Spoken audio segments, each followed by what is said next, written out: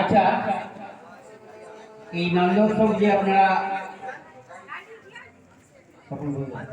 বেনাচাড়া বেনাচাপড়া দুগ্ধ উৎপাদন সমিতির পক্ষ থেকে করছেন, আপনারা এটা কত বছরের অনুষ্ঠান?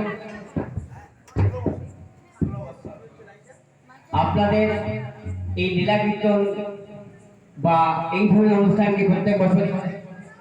হ্যাঁ, গত বছরও হয়েছে। আপনারা এই যে 16 বছরের অনুষ্ঠানটি করছেন, আপনাদের অনুভূতি বা আবেগ বা এই অঞ্চলের এতদ অঞ্চলের জনসাধারণ বা ঘোষ পরিবার বা তার সঙ্গে আরও যারা আছেন বুদ্ধিজীবী সম্প্রদায়ের নাগরিকবৃন্দ, তাদের আওয়াজ কেমন বা তাদের কেমনভাবে ছাড়া পেয়েছেন আপনারা?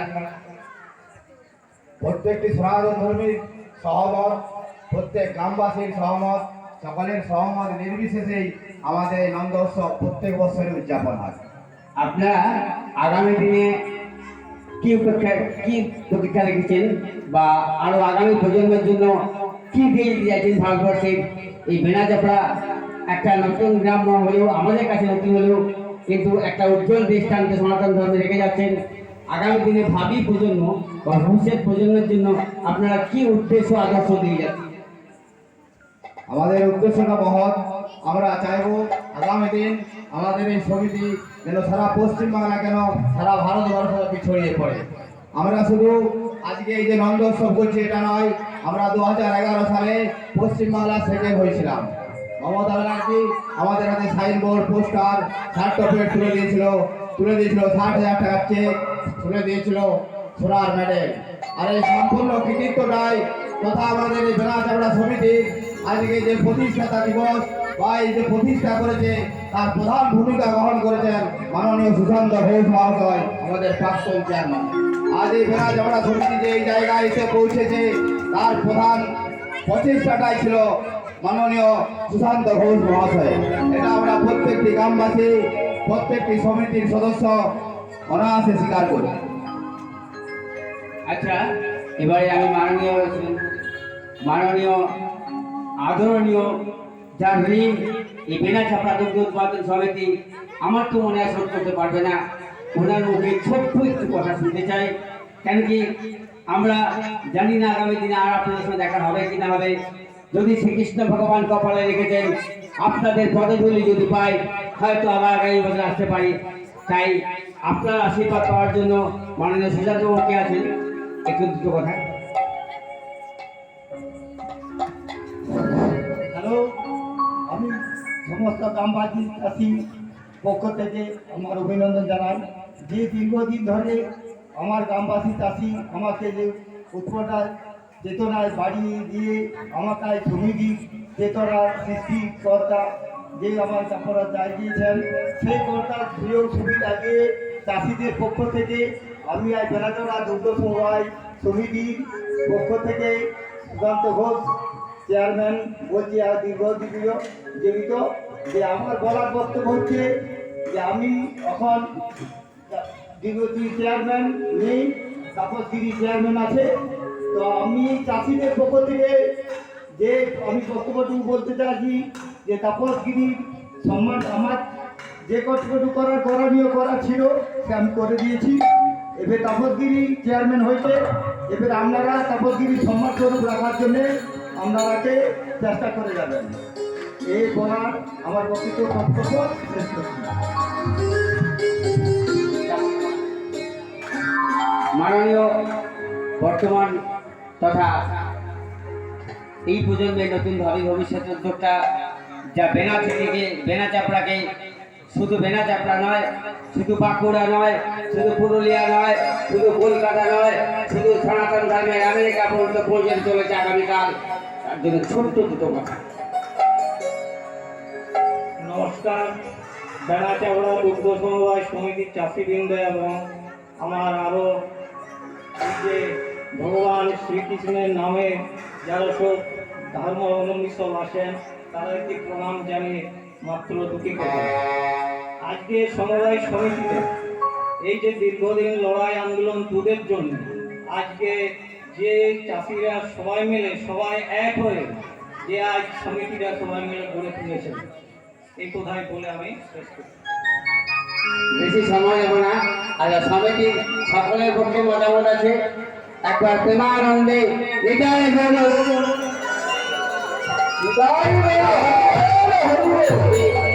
মাননীয় লীলা কীর্তনিয়া তথা সনাতন ধর্মের উপদেষ্টা কমিটির সদস্য এবং উত্তর 24 পরগনা জেলার সভাপতি মাননীয় শ্রী অর্পিতা দেবীকে কিছু জিজ্ঞেস করবো।